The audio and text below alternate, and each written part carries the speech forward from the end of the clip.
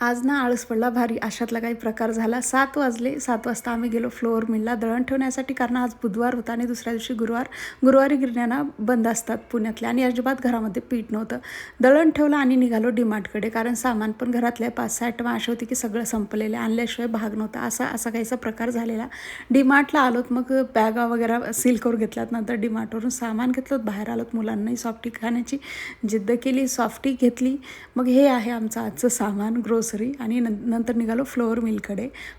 हे घेतलं, दळण घेतलं. दळण घेऊन आम्हाला घरी जाता जाताना 9:30 वाजले आणि दुपारपासून माझ्याकडे बराचसा टाईम होता, तरी मी थोडंसं दुर्लक्ष केलं आणि ते माझ्यावरतीच भारी पडलं.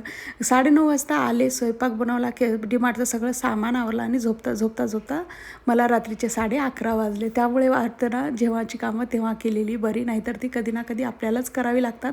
आणि असं काही झालं ना, ते आपल्यावरती भारी पडणार आहे माहीत असूनसुद्धा आपण काही वेळेस ना अशा चुका करतो. तर हे मी दोशाचं बॅटर होतं, दोशे बनवले आणि चटणी बनवली होती आजच्या रात्रीच्या जेवणात. कांदा वगैरे कट करून उत्तप्पे पण बनवले आणि घाईमध्ये ना झाला असं की थोडासा उत्तप्पा माझा लास्टचा करपलेला. चला तुम्हाला भेटते नवीन शॉर्टमध्ये, तोपर्यंत बाय.